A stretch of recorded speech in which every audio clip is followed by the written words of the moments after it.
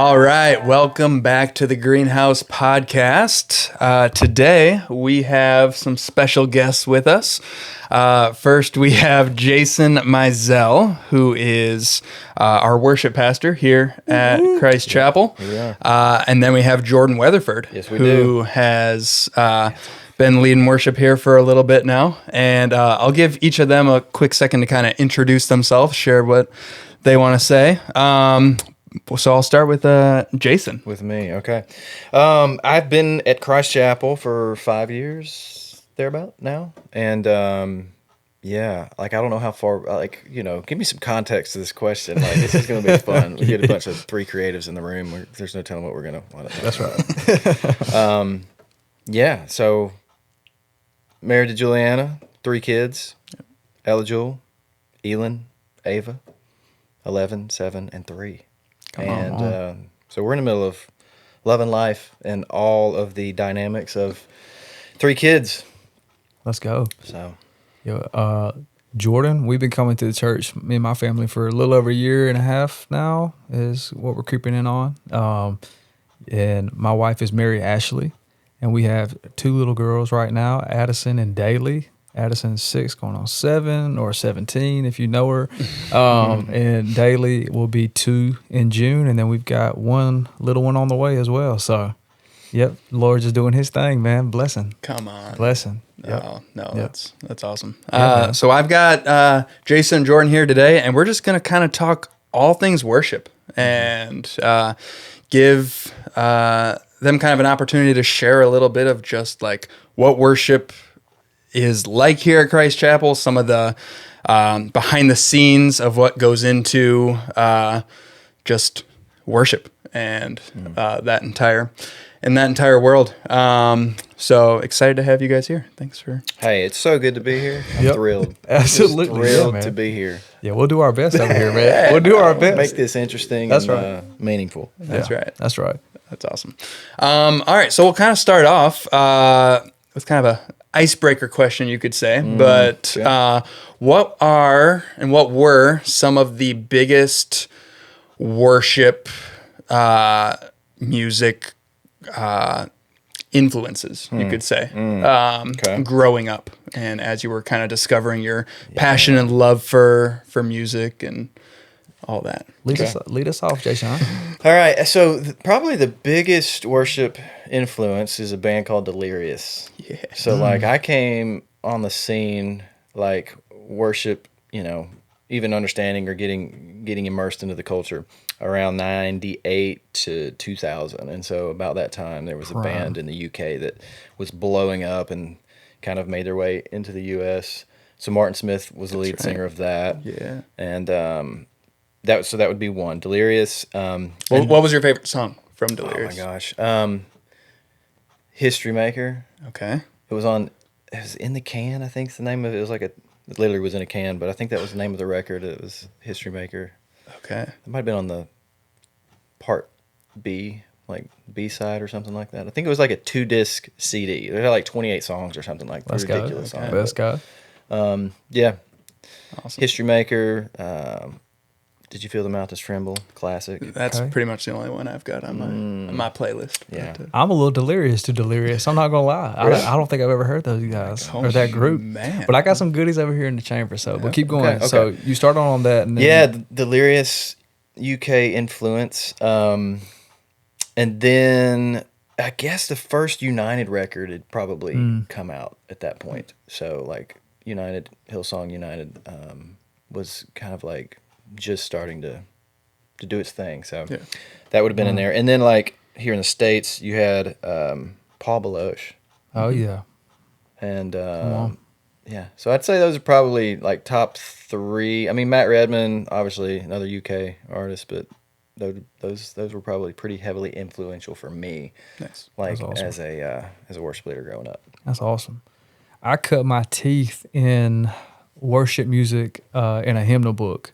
So my earliest memory of worship or singing in church was in an old Southern Baptist church choir, organ on one side, B3, and a grand piano on the other side, and the pastor or if the music director would kind of lead the congregation and say, turn the page, whatever. And we'd sing some hymns. And, but what was interesting was my parents, by the time, I don't know, I probably would have been about 3 or 4. My mom and my dad both were musicians. And so my mom sang in church all the time. So if you were born and raised in a time in church where you had specials, where you had a special on a Sunday morning, my mom sang the specials on Sundays. So that was like, might have been on the radio song. It wasn't just a hymn. It was something a little bit more than that. So she would bring those to the table. But my mom always listened to the Martins, which was like a quartet or like a 3-piece gospel group. They had a song called "Settle on My Soul, Sweet Jesus, Settle Down on Me." I mean, they just had some good ones, man, that I grew up on as a kid. So my early memories are like that. My dad was a little bit more on the heathenistic side of the music influence. So he listened to a lot of rock and stuff, but it was cool watching my dad bring in influences of Christian rock bands and things. So I remember like elementary school, it was like Cutlass and like Building 429, Jeremy Camp, like some of that kind of stuff too. So we started on that. And then by the time I got to middle school, I was listening to anything from Under Oath and like some a little bit more heavier like stuff of that matter, you know. And so eventually got into high school, was leading worship for my youth group. And so again, we can't play Under Oath songs for our youth group. We could when they walked in, like Lecrae was playing all the things for our youth group. Just pretty much, it's very similar to how the youth group plays music here. Yeah, Jonathan's got his. Jonathan's playlist. Yeah, for sure. But I remember though, like actually leading worship though, we wanted to try to, you know, obviously pick songs that were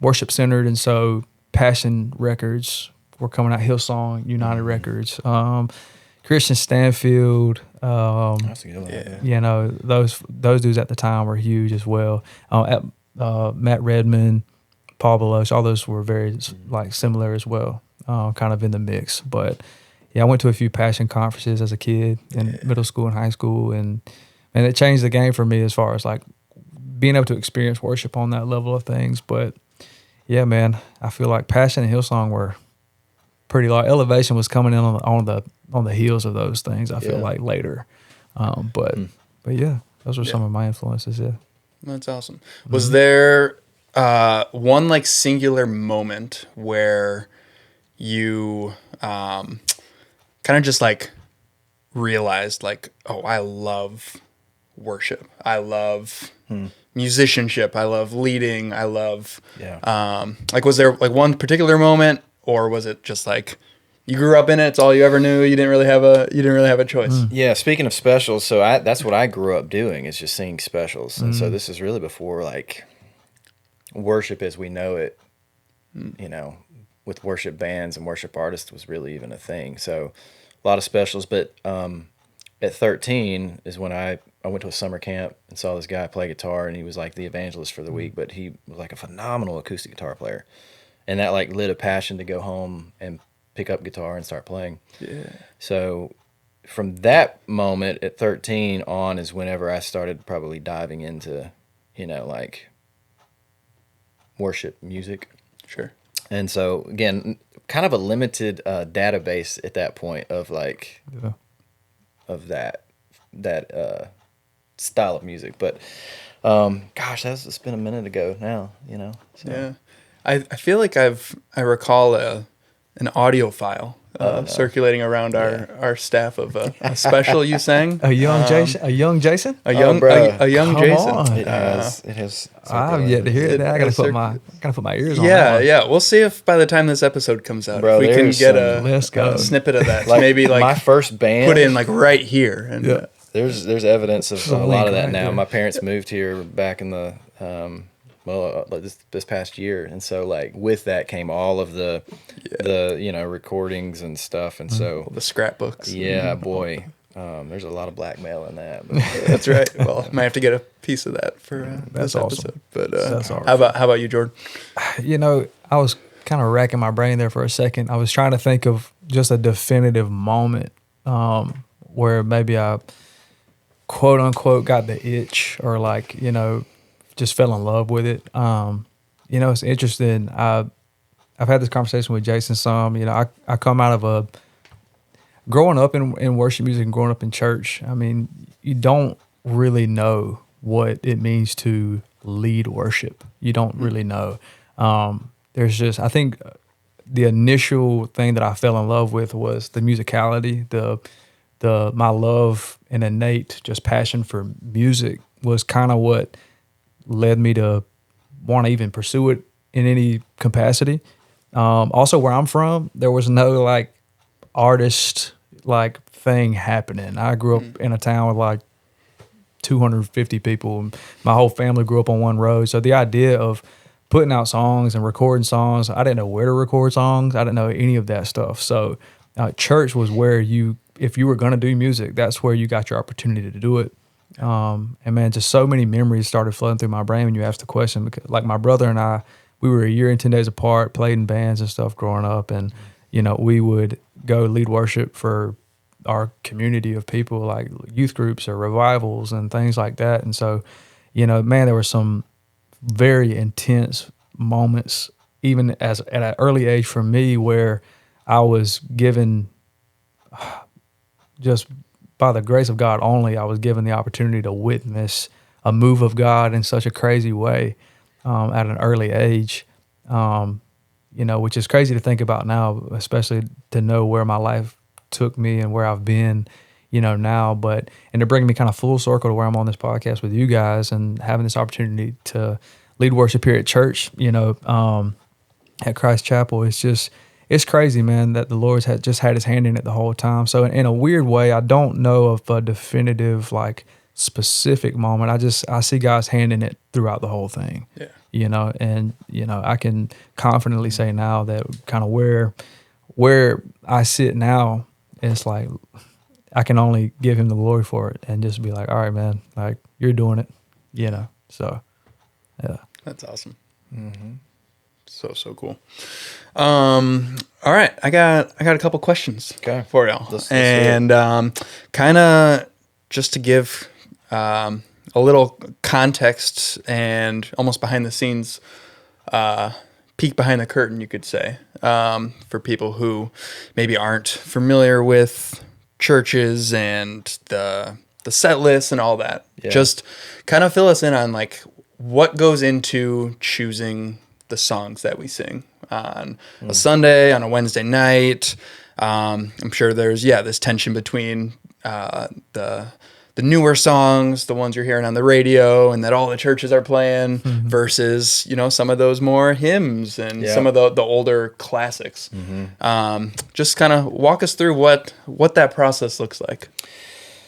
Yeah, so I think the first lens I look through is theology. Like, I want to make sure, because we're singing theology, so essentially we're teaching the people what we're singing, and so like I want to make sure that that's biblically sound and then aligns with what we believe, And I think the second lens would be everyone has an expression or an experience with God, and that's great and that's awesome. I think sometimes Jordan and I were actually talking about this word tension, because I think we have to live in the tension of several things. So as it relates to, this second lens, it's like when you sing someone's experience, you just left half the room, because not everyone has that experience. So like if you can keep things vertical as much as possible, right? Like vertical being like who he is, what he's done, what he will do. Yeah. Then I feel like the whole room can gather around in unity based off of that criteria. Yeah. Yep. So, I mean, I think that's probably what I shoot for. And then I never, like, when a new song comes out, I love to live with songs. I've been writing songs for a long time. And so I learned a long time ago, when you finish that right, most of the time you're on a high going like, this was awesome. Give it 3 weeks and see if you still think it's awesome. That's right. Sleep on it. Sleep on that a minute and then start, slowly, getting feedback, or like slide it in on a prayer, night and see what kind of response you get. But so like I go slow. I just like going slow and letting songs, if it's got legs on it, it'll stick around, the song speaks for itself. For sure. I've just kind of recently gotten into the building set list kind of thing aspect of it, but I've always thought about, you know, the pastor's bringing something that day as well, you know, especially on a Sunday, you know, and in a way, I want to I don't want to just sing about sing about something completely different and sing about, you know, revival if we're you know, speaking on something different, a topic. I like to kind of set up a little bit about maybe what the pastor's bringing that day as well, and kind of work together with cohesive thought there. Yeah, for sure. There's a little bit of that, but I'm with Jason, man. I think that I think you win whenever if you're pointing it back to Jesus in every aspect of it. Because again, like what he's saying, there's a lot of different views in the room. You know, you don't want to just sing to kind of one thing. And, you know, we may have people walk in on a Sunday that's never stepped foot in a church, you know. This might be their first time back in a really long time, or they could be vets. They could have, you know, they show up every Sunday for the last 9 years, you know, and it's definitely living in the tension, as we like to say, about, you know, of, again, I don't think it's necessarily, I don't know if the word is cater to or coddling that. It's just, you know, just being aware of it and just thinking about that as we're putting together a set list or picking out music. Yeah, and we have a pretty diverse, we're non-denominational, so it's a pretty diverse crowd, even of upbringings and things as well. So what might work for Pentecostal doesn't work for Old Southern Baptist, you know. Exactly. You were talking about hymns a second ago. It's like, you know, it just depends, man. So yeah. Sunday, Jeremy was one of the services. He was naming off all the denominations, and there were 5, 6, 10 people. Every denomination was lifting their hands. So absolutely, it's John's called it like a melting pot here. Like it's just so many different people are. Certainly, that has been the most unique challenge and also reward, I think, in the life of this church and me experiencing it, because like I grew up, you know, much like you were Southern Baptist, I grew up Assemblies of God, so it was very spirit filled, and everyone who came to the church, because you had it on the name of the church, like everyone just gravitates, like, you know, even if you move to another state, it's like, oh, well, we're going to go to another Assemblies. What are the Assemblies of God churches in the area? With that comes this unity, but like sometimes it can be a limited unity of like you don't know what you don't know, and so like, whereas Baptist, it's like y'all's theology is insanely on point. Right? It could be. A lot of time it was, how can we get to that buffet line before 12 o'clock? So, it's interesting. I think, again, in ways, you know, there is a simple faith, but a strong faith. You know, like my grandparents were farmers, and so they relied on the rain who brings the rain. So the faith that they had was incredible. You know, were they necessarily doing mission work and like going out and like making disciples and the Great Commission? No, not necessarily. But they were in a way in their family, you know, by instilling faith that was, you know, incredible. You know, and but loved the Lord. My grandma read out of her Bible to us every night as kids, and but she believed every word of that Bible, you know. And my great aunt, my Aunt Mary, my mama talks about her faith, and just she lived to be in her 90s, and just, again, my whole life knowing her, even up until, you know, my young age, but my mom, and knew her whole life as well, but just incredible woman of faith. And now my mom has kind of carried that torch now for our family, based off of those women in our life too. So yeah, Little Southern Baptist Church, sang the hymns and kind of checked the box a little bit for sure. But yeah, there was definitely still spirit there. But again, you don't know what you don't know, you know. So yeah, no, it's cool because there's so many different backgrounds, different age demographics. I mean, we got lots of young families, and we're all across the board. And kind of with all that you just shared, like, what do you feel like in this season the Lord's kind of just doing through worship and even through the whole service in general, with Jeremy's message, with kind of all of it? I think we're setting the table like every Sunday. Like I just want to set the table with songs that give people the opportunity to encounter, experience, because I think the call probably for Christ Chapel is like helping connect the head knowledge with a heart knowledge, with an experience. Yeah. And so when you have that many denominations and church backgrounds coming into one building, they express themselves differently because that's what they're used to. That's what they grew up doing. And so I just kind of want to set before them a buffet of opportunity, right? And you're automatically going to connect with something that you heard growing up. So, Pastor Jeremy calls them gray hairs, but like, yeah, I love the hymns. I grew up on hymns too. But it's finding the balance and living in the tensions of like, how do we incorporate that? And then also provide, some new wineskins, if you will, for people that don't have that context, because one of the demographics is heathen, and heathens don't have a context for hymns or anything church related. So I love what he said about that Sunday too. Yeah. Like they're the best. They are the best. You're not having to rework and like detox, if you will, the bad upbringings or like, you know what I mean, or whatever it may be. So, but case in point, like you play Heart of Worship, and I'm gonna start crying and my hands are gonna go up because of all of the encounters I had with that song growing up, right? So like that's how powerful music is. So it serves a purpose. Certainly. I'd say too that the Wednesday night experience is just something that's been interesting for me. Just seeing how worship is being cultivated here. I feel like I can only really speak for me, my first experience walking into a Wednesday night, if you really think about it, I mean, most folks, if they're being honest, they don't want to take time out of their day or time out of their week to have another let's go to this place again. We already went Sunday, let's go again. Like it's just being honest, But I remember my first Wednesday night, it was out of a place of desperation. I think a lot of people that are showing up in that place are desperate for more. I think when you show up to a Wednesday night, you're like, oh, the doors are open, I'm there.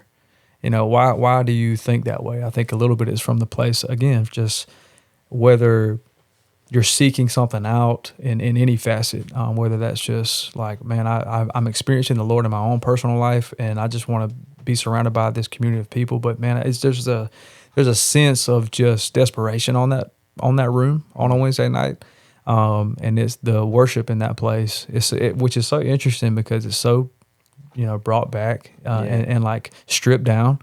There's not a whole lot going on, and it's just kind of keys acoustic. And we had to be intentional about that because when we first started, it was like, hey, let's fill the room and provide, like, I don't know.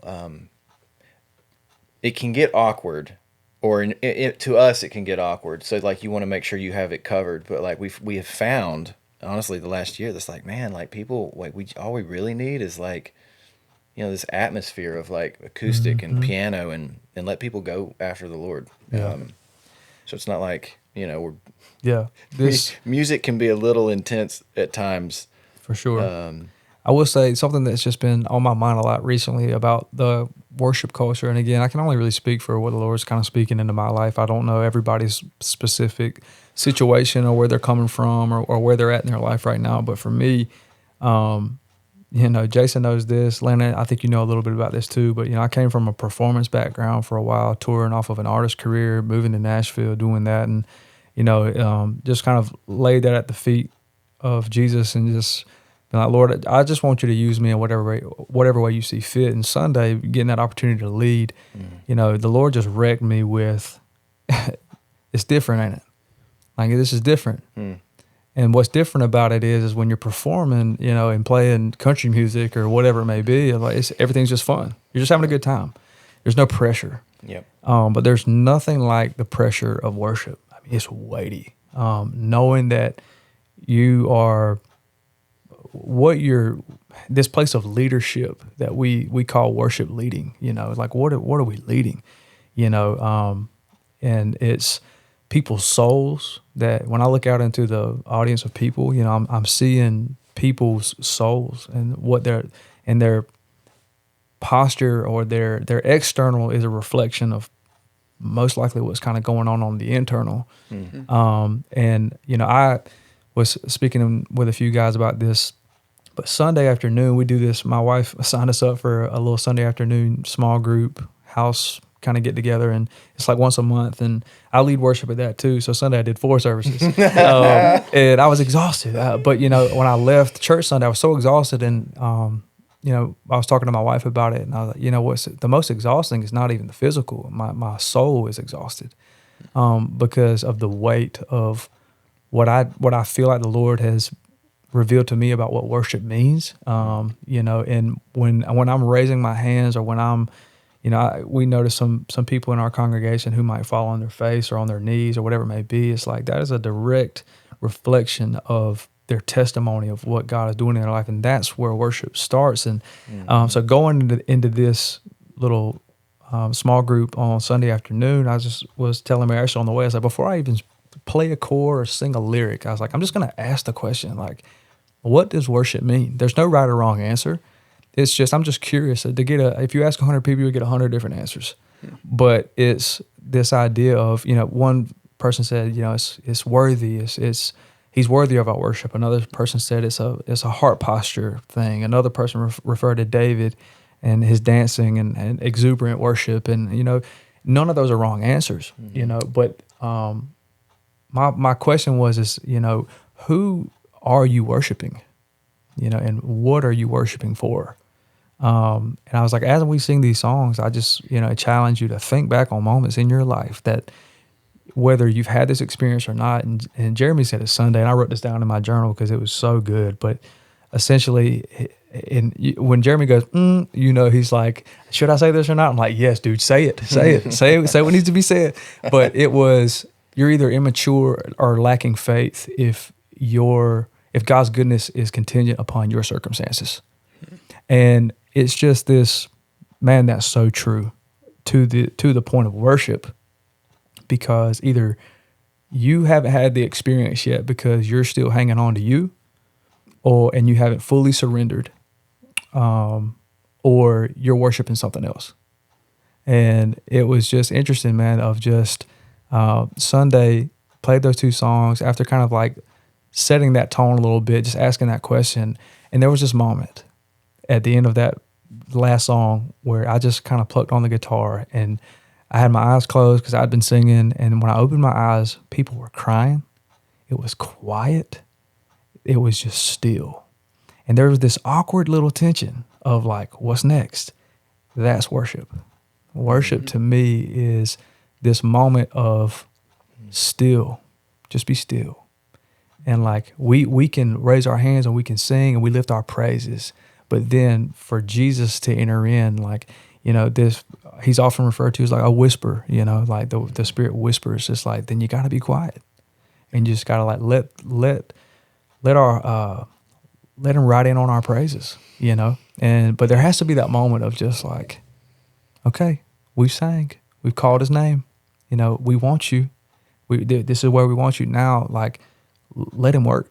Let him do his thing. So it's interesting, but a lot of just things the Lord's been revealing me in this season about worship and the culture of our church. But I definitely see on those Wednesday nights, man, it's like the frontier worshipers are being built and cultivated in that place, and you see them on Sundays. I mean, it's a literal correlation of like, man, they're getting it in on Wednesday night and they're bringing it in on Sunday, and they're leading the congregation in a lot of ways in that way. So it's cool. Yeah. Wednesday nights I think that's where the gold is. Mm-hmm. Yeah. I mean, it's so refreshing. There's so much happening on Wednesday night. Mm-hmm. It's like, it's my fuel. Yeah. In a lot of ways. Yeah. Certainly. Yeah. No, that's, it's special, and it's really cool to, come in on, like people are coming home from work and driving straight there from work in certain cases, but people still show up. Yeah. And it's like, not just like a measly 30 people, even 30 would be a blessing and that'd be amazing, but like there's a hunger. Yeah. And I think it's fulfilling the taste and see that the Lord is good. People are tasting Yeah. and they're experiencing, And then they come back. and then they come back. Yeah. Yep. Yeah. That's great. So get in the room on Wednesday night. Yeah, that's right. That's our pitch. That's right. That's right. Okay, before we wrap up, Christ Chapel has released a couple songs in the past. Yeah. This last year, we had Everything Changed. Yes. That was right around Easter. Yep. And then following that was Your Blood Made Away. Tell us about what's coming this year. What's and coming? What's on the horizon. I mean, I think we could potentially release 3 songs this year, actually. Come on. But the first in the chamber is Wholehearted Devotion. Come on. And I think we're looking at like a early summer release. Yeah. So maybe 1st of June, somewhere around in there. And it's great. And what's interesting is like, and we're developing the writing culture too. Like that's still like, you know, Jordan's going to be a huge asset in helping in that too. But Wednesday nights is really where a lot of these concepts and ideas, it's like the Holy Spirit's like just drops like, okay, this is what I'm doing. And so like really I'm just trying to write songs that speak to our body and is expressing what's in the room. And whatever happens after that can happen. But like I think that's our mission is like, what's the Lord saying in here? And then like let's just release that. And so it's been fun. And I think we're just getting started, honestly. Just being faithful with the little. Yep. That's right. That's right. It's awesome. So Let him worry about the large. Yep. That's it.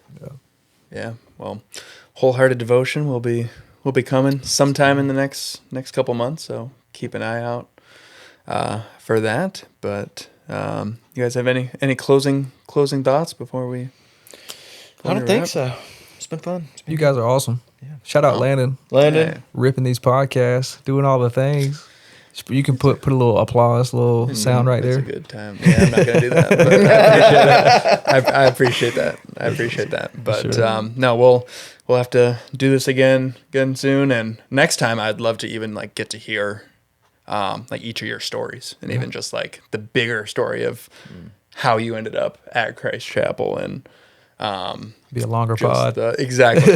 Yeah, I might have to do a solo one with just you, and then that, or find a way to capture that. But yeah, the Lord's doing some awesome things here through worship, and thank you guys for leading us so well and being obedient to the Lord. It's cool because like I'm not a musician at all. I'm the last person who should be commenting on any of this stuff, but the way you guys lead is it's very humble. And it's just an honor to be part of a church that it's not about being in the spotlight or having your name on the album or your face on it or like anything like that. Like it's not for us or for you guys. Like you're doing it all for His glory, and it's awesome. So Heck yeah. It's fun. it's good time. For the record, you're the guy that the musicians want on their team. We steady look for and never can find. So yeah, we need you just as bad as the other way around, bro. And we couldn't do it without. I mean, we'd be singing to an empty room without the congregation, without the people, man. So Yeah. it's for sure. It's awesome how it all just works together, comes together. Yep. So awesome. Yeah. Well, thank you all for listening, watching. We'll be back next week, and tune on in.